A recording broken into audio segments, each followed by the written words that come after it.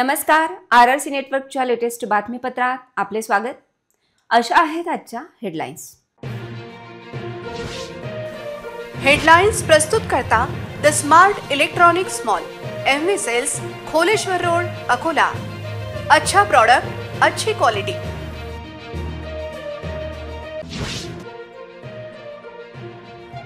अकोलेकरांनी व्यक्त केली मुख्यमंत्री पदाची शक्यता. जनतेच्या मिक्स प्रतिक्रिया पाहता कोण होणार मुख्यमंत्री? कोळेच.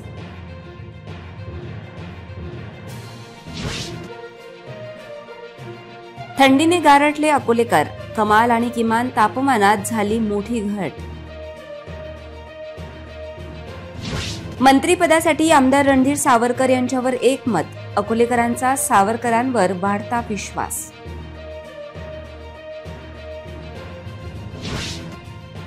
विधानसभा निवडणूक तर आटोपली. महापालिका झेडपी इलेक्शन लागणार का? राजकीय चर्चांना सुरुवात. एकीकडे घरगुती गॅससाठी द्यावा लागतो OTP. खुलेआम व्यावसायिक कामासाठी होतो घरगुती गॅसचा वापर. आता सविस्तर बातम्या.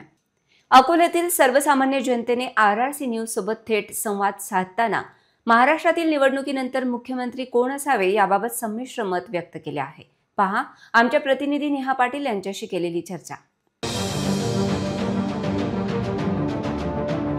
मला वाटतं सामंजस्याने आणि एक आत्मविश्वासाने ह्या सर्व निर्णय घेतले जातील आणि त्यात मुख्यमंत्री एकनाथ शिंदे साहेब असावेत हा जो आमचा आग्रह आहे त्याला कदाचित मान्यता सुद्धा मिळेल.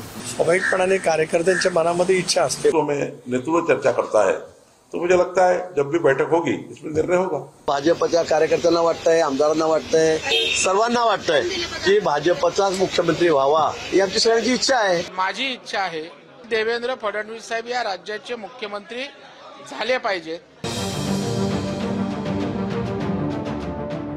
महाराष्ट्र राज्य विधानसभेचा निकाल शनिवारी लागलेला आहे आणि आता मात्र सगळ्यांना वेध लागलेले आहे ते म्हणजे महाराष्ट्राचे मुख्यमंत्री कोण होणार आणि सगळ्यांची आतुरता वाढलेली आहे. आता आपण आहोत अकोला या मध्यभागी आपण आलेलो आहोत आणि इथे आपल्यासोबत काही ज्येष्ठ नागरिक जुळलेले आहेत. त्यांच्या प्रतिक्रिया आपण जाणून घेणार आहोत की महाराष्ट्राचा मुख्यमंत्री कोण होणार. काय वाटतं काका तुम्हाला महाराष्ट्राचे मुख्यमंत्री कोण होणार? मला तर वाटतं ना मॅडम फडणवीस साहेब होतात. अच्छा, का बरं का 10 वर्षापासून त्यानं ते कार्य केलेलं आहे. जागी संघटन जमा केलं. आज 132 सीटा भेटवणं म्हणजे त्याची सीटा म्हणजे फार मोठी गोष्ट आहे ते. आणि त्याच्या महिन्याच्या हिशोबानं त्यांना मुख्यमंत्री पद द्यायला भेटायला. 2 जण मुख्यमंत्री झालेले आहेत, फडणवीस आणि शिंदे साहेब. आता नंबर पाहिजे अजित पवारांचा. का बरं? कारण की ते खूप दिवसाचे मुख्यमंत्र्यासाठी आस लावून बसलेले आहेत. आज ही वेगळी गोष्ट, विकास हा वेगळा भाग. काय वाटतं तुम्हाला आज महत्वाचा आहे की विकास महत्वाचा? विकास अजित पवारच करू शकतात, दुसरं कोणी करू शकतात. आपलं काय मत असेल? खाली जे सांगितलं आहे त्या मताशी सहमत आहे.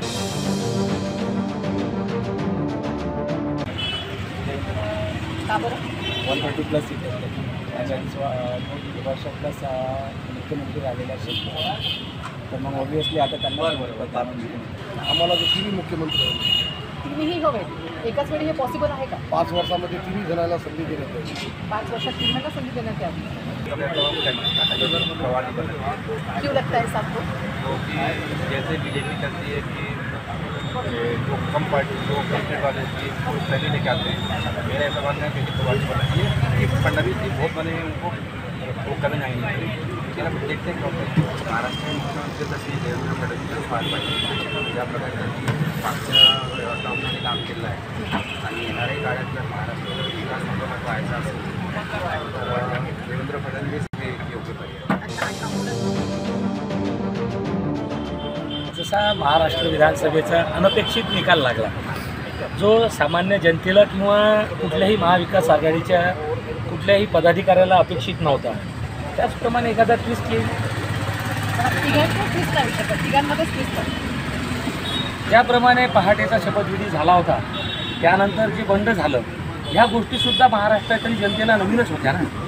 कदाचित तसंही काहीतरी होऊ शकते. मला जनतेचा कौल जाणायचा आहे, मला तुमच्या मनातला कौल जाणायचा आहे की तुम्हाला नेमकं मुख्यमंत्री कोण हवा आहे? नाही, जनतेच्या मनातील कौल तर उद्धव साहेब. अच्छा, परंतु आता महाविकास हा ट्विस्ट तुम्ही आणलाय, हा हा ट्विस्ट तुम्ही आणलाय. मग आता कसं जनतेच्या मनातील मुख्यमंत्री म्हणून उद्धव साहेबांना पहिली पसंती होती. हे प्रत्येक चॅनल्स आणि प्रत्येक न्यूज त्यावेळेस दाखवत होतं की उद्धव साहेबांप्रती लोकांची जी आपुलकी आहे, जी सहानुभूती आहे, जो ट्रेंड होता तो महाविकास आघाडीच्या बाजूने होता. परंतु हा निकाल अनपेक्षित लागलेला आहे.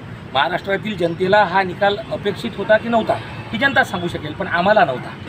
पण आता असंच नव्हता सारखा एखादा मुख्यमंत्री येईल. पोझिशनच्या नुसार सर्वांना एक गोष्ट माहीत आहे की आज BJPला जो कौल मिळालेला आहे, तुम्ही पहा प्रत्येक जो आमदार निवडून आला हा 80,000च्या वरच्या लीडनीच आलेला आहे. आणि आजपर्यंत कधी असं इलेक्शनमध्ये झालेलं नाही आहे की यांना 100% बहुमत मिळालेलं आहे. म्हणून याच वेळेस यांना बहुमत मिळालेलं आहे. मला तरी एक गोष्ट माहिती आहे की EVMमध्ये घोटाळा आहे, 100% आहे. ज्या ठिकाणी अकोला पश्चिममध्ये उदाहरणार्थ जे उमेदवार दिले होते विजूभाऊ अग्रवाल यांच्याबद्दल शहराच्या प्रत्येक नागरिकाची नाराजी होती, तरी ते 1 लाखापर्यंत पोचले. ते कसे पोचले हे EVM सांगू शकते. आणि राहिला प्रश्न मुख्यमंत्रीबद्दल, तर आज पल्ला भारी BJPचा असल्यामुळे मुख्यमंत्री हे 100% देवेंद्र फडणवीसलाच करणार आहे.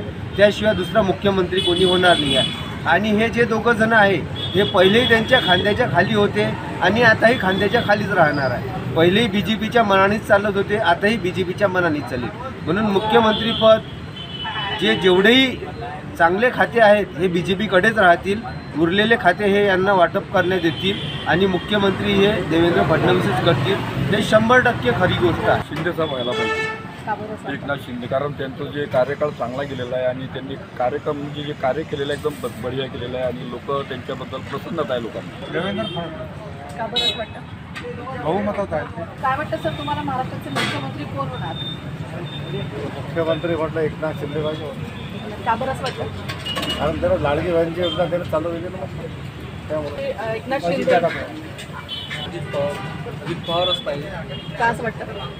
दोघंही जण झाले, फडणवीस झाले, फडणवीस साहेब झाले, त्यानंतर शिंदे साहेब झाले. आता दादांची इच्छा पूर्ण होती. नक्कीच जनतेचा कौल, अकोलेकरांचा कौल आपण जाणून घेतलेला आहे की महाराष्ट्राचे विधानसभेचे मुख्यमंत्री कोण होणार. आम्हाला सुद्धा प्रतीक्षा आहे की तुमच्या मनातलं, माझी जी जनता आता सध्या बघते, तुमच्या मनातलं मुख्यमंत्री कोण असेल ही तुमचं मत आम्हाला कमेंट बॉक्समध्ये नक्की पाठवा. मी नेहा पाटील, RRC न्यूज अकोला. राज्यात यंदा सततच्या पावसाला कंटाळलेल्या नागरिकांना आता गारठा जाणवू लागलाय. पश्चिम विदर्भात चांगलीच हुडहुडी भरली आहे.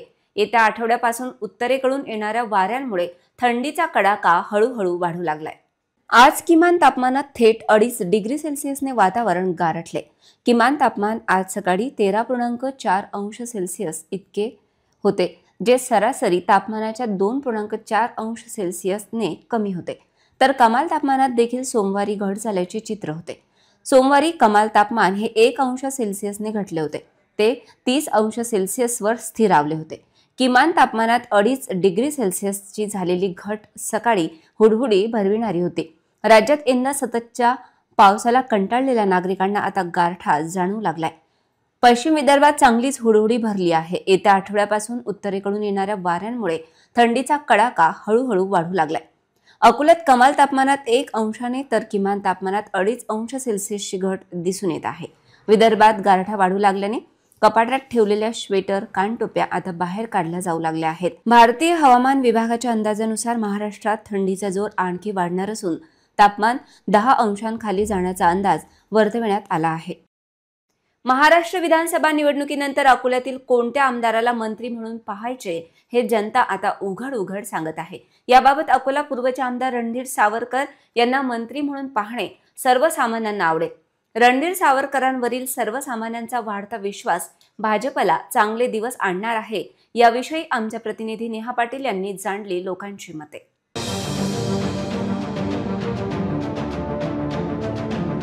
आणि आपल्यासोबत काही ज्येष्ठ नागरिक जोडलेले आहेत. अकोल्यातून जर मंत्रिपद मिळालं तर ते विद्यमान आमदार हरीश केंद्रे, रणधीर सावरकरबद्दल काही मत नाही. सावरकर साहेबांना भेटायला पाहिजे. सावरकर होतील, आपल्यासोबत पालकमंत्री होतील, ते पालकमंत्री होतील. अकोल्याचे ते युवा आहे, फारसाकडे एकदम आता रसा चढायला गेलेले आहे, ज्येष्ठ आहे. पिंपळ्यांचं नॉलेज फार कमी आहे, लिटरेट नाहीत ते, त्याच्यामुळे सावरकर होतील हा अंदाज आहे. रणधीर सावरकर असतील की प्रकाश भारसाकडे की मनीष पिंपळे? रणधीर सावरकर. का बरं? कारण त्यांचे निष्पन्न चांगलं आहे, त्यांचं काम पण चांगलं आहे. रणधीर सावरकरला मिळालं पाहिजे. अकोल्यामध्ये मंत्रिपद हे 100% डिक्लेअरच झालेलं आहे. रणधीर भाऊ सावरकर यांचं नाव न घेता यांचं नाव घोषित झालेलं आहे, पण चर्चेत आलेलं नाही आहे. रणधीर सावरकरांची आम्हाला फार इच्छा आहे, त्यांना मंत्रिपद मिळाला पाहिजे. रणधीर सावरकर. हरीश पिंपळांना का बरं? हरीश पिंपळांना 3 टर्म झालेले आहेत ऑलरेडी आणि विदुषापूरचे विद्यमान आमदार ते आहेत आणि विकास त्यांचा माहिती तुम्हाला त्याचा विकास काय? विकास करतात, बीजेपी सरकार आहे, करणारच. विधानसभा निवडणूक आटोपली, नवीन सरकार देखील पदारूढ होत आहे, परंतु स्थानिक स्वराज्य संस्थांची निवडणूक केव्हा होईल याकडे जिल्हा परिषदसह अन्य स्थानिक स्वराज्य संस्थांसाठी इच्छुकांचे लक्ष लागले आहे. 3 वर्षापासून स्थानिक स्वराज्य संस्थांच्या निवडणुका झाल्या नाहीत, त्यामुळे इच्छुक सदस्यांमध्ये अस्वस्थता दिवसेंदिवस वाढत आहे. कारण अकोला महापालिकेत सध्या प्रशासन राज आहे. लोकसभा निवडणुकीपूर्वी स्थानिक स्वराज्य संस्थांच्या निवडणुका होतील अशी अपेक्षा होती, परंतु ती फोल ठरली. विशेष म्हणजे निवडणूक होण्याची शक्यता लक्षात घेऊन इच्छुक तयारीला लागतात. मध्यंतरी तर इच्छुकांनी प्रभागात संपर्क साधायला सुरुवात केली होती, परंतु त्या तयारीवर पाणी फेरले गेले. आता महायुती शासन नव्याने कार्यक्रम कधी जाहीर करते याकडे संबंधितांचे लक्ष आहे. वान धरणाचा लाभ घेणाऱ्या शेतकऱ्यांना पहिले पाणी नोव्हेंबर अखेर किंवा डिसेंबरच्या पहिल्या आठवड्यात देण्याचे नियोजन करण्यात येत आहे. यासोबतच शेतांना पाणी पुरवठा करण्यासाठी नाल्यांच्या दुरुस्तीचे कामही सुरू करण्यात आले आहे. यंदा रब्बी हंगामात शेतकऱ्यांना फायदा होणार आहे.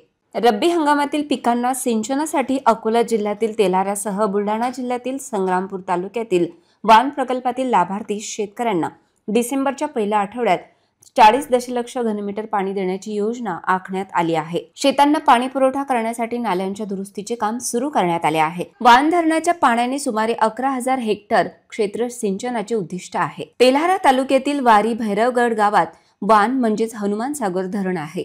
येथून तेल्हारा व बुलढाणा जिल्ह्यातील संग्रामपूर येथील लाभधारक शेतकऱ्यांना सिंचनासाठी पाणी दिले जाते. पिकांसाठी वान पाण्याची उपलब्धता असल्याने रब्बी हंगामातील गहू, हरभरा, मका, ज्वारी, भुईमूग आदी पिकांची पेरणी करण्याचे नियोजन येथील शेतकरी वान धरणात रब्बीमध्ये सिंचनासाठी राखून ठेवतात.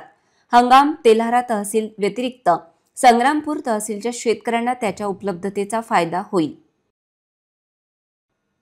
जागा मोकळी मिळाली की त्या ठिकाणी वाहने उभी केली जातात. अकोला शहरात हा प्रकार वारंवार दिसतोय. आता सोमवारी बसस्थानक ते रेल्वे स्टेशन दरम्यान मार्गावरील मोठा वृक्ष अचानक कोसळला, त्यामुळे जागा दिसताच आज मंगळवारी त्या ठिकाणी लक्झरी आणि अन्य वाहने उभी दिसली. विशेष म्हणजे झाडाखाली 2 वाहने क्षतिग्रस्त झाली होती. अकोल्यातील बसस्थानक ते रेल्वे स्टेशन दरम्यान वसंत देसाई स्टेडियम समोर विशालकाय वृक्ष जमीनदोस्त झाला, तेव्हा झाडाखाली 2 वाहने क्षतिग्रस्त झाली होती. मात्र तीच जागा आता पार्किंगसाठी वापरली जात आहे. मुख्य मार्गावर वाहतुकीला त्यामुळे अडसर होण्याची शक्यता नाकारता येत नाही. त्यामुळे ही समस्या जटिल होण्यापूर्वी वाहतूक शाखेने याकडे लक्ष द्यावे अशी मागणी होऊ लागली आहे. कारण वाहने अस्ताव्यस्त उभी राहत असल्याने शहरवासियांसाठी डोकेदुखी झाली आहे. याविषयी त्वरित पावले उचलली जावी अशी मागणी होत आहे. अकोला कृषी उत्पन्न बाजार समितीमध्ये दररोज 7,000 क्विंटलच्या वर होणारी सोयाबीनची आवक घटली आहे. सद्यस्थितीत आवक 1,274 एवढी झाली आहे. सोयाबीनचे दर घटल्याने आवक कमी झाल्याची माहिती बाजार समितीतर्फे देण्यात आली. अकोला कृषी उत्पन्न बाजार समितीमध्ये काही दिवसांपूर्वी 6,000 क्विंटलवर सोयाबीनची आवक झाली होती. त्यावेळी सोयाबीनचे दर प्रति क्विंटल सरासरी 4,300 रुपये तर जास्तीत जास्त दर 4,420 रुपये एवढे होते. काही दिवसांपासून दर कमी झाले.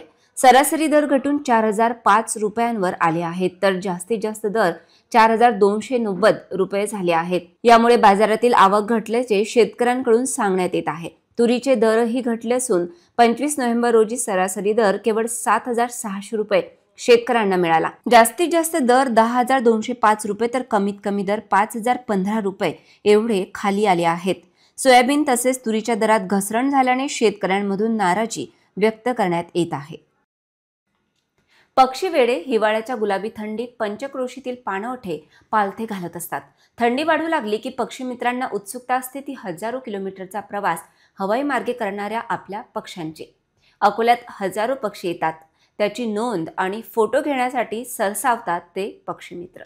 हिवाळ्यात परिसरातील पाणवठ्यांवर येणाऱ्या रंगबेरंगी स्थलांतरित चिमणी एवढ्या धोबी पक्षापासून ते उंच व देखणा करकोचा, बदक, शिकारी पक्षी, झुडपी खगांची विविध तऱ्हेचे द्विजगण भारतात पसरतात.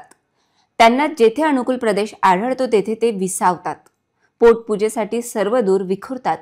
निसर्गाने त्यांना विविधतेने नटवलेले असतेच, त्यामुळे त्यांना न्याहाळणे अनेकविध रंगांची पिसे लेवून ही पक्षी संपदा पक्षी मित्रांना भुरळ घालते. शहरातील पक्ष्यांच्या आवडत्या ठिकाणांना आजूबाजूच्या पाणवठ्यांना भेटी देत आहेत, पण अद्याप स्थलांतरित पाहुण्यांचे आगमन झालेले नाही. त्यामुळे या पाणवठ्यांना सुद्धा पक्ष्यांची प्रतीक्षा लागली आहे की कधी हे निसर्गदूत आमच्या परिसरात अवतरतात याची. काही झुडपी स्थलांतरित पक्ष्यांनी हजेरी लावली आहे.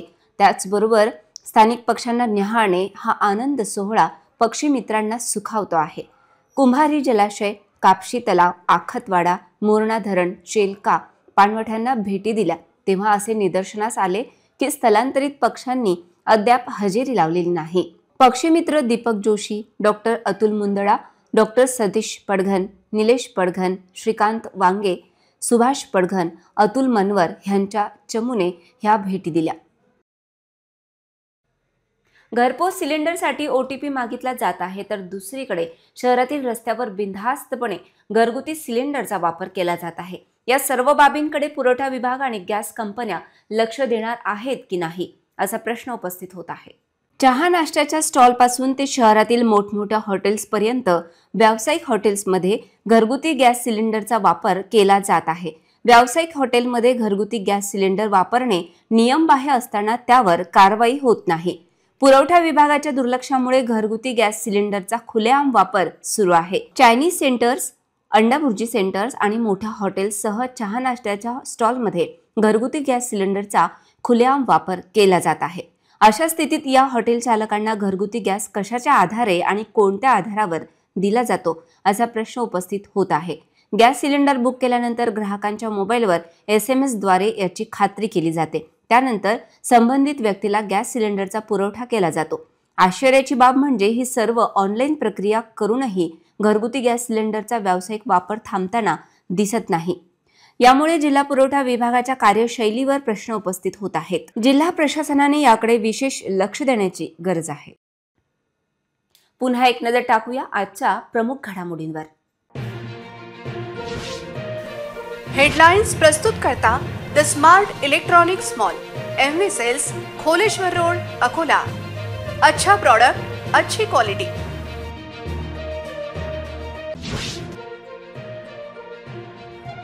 अकोलेकरांनी व्यक्त केली मुख्यमंत्री पदाची शक्यता. जनतेच्या मिक्स प्रतिक्रिया पाहता कोण होणार मुख्यमंत्री कोडेच.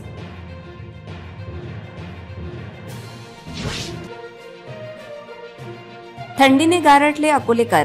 कमाल आणि किमान तापमानात झाली मोठी घट. मंत्रिपदासाठी आमदार रणधीर सावरकर यांच्यावर एकमत. अकोलेकरांचा सावरकरांवर वाढता विश्वास.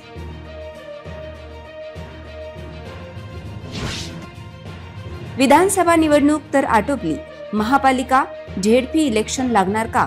राजकीय चर्चांना सुरुवात. एकीकडे घरगुती गॅससाठी द्यावा लागतो OTP. खुलेआम व्यावसायिक कामासाठी होतो घरगुती गॅसचा वापर. बातम्यांसाठी तुम्ही पाहत रहा RRC न्यूज. 2 लाखांपेक्षा अधिक दर्शकांनी RRC डिजिटल अकोला हे YouTube चॅनल सबस्क्राईब केले आहे. तेव्हा तुम्ही कसली वाट पाहत आहात? तुम्ही पण सबस्क्राईब करा आणि बेल आयकॉन क्लिक करत RRCच्या बातम्या निरंतर पहा. पुन्हा भेटूया लेटेस्ट बातम्यांसह नवीन बातमीपत्रात. तोवर नमस्कार.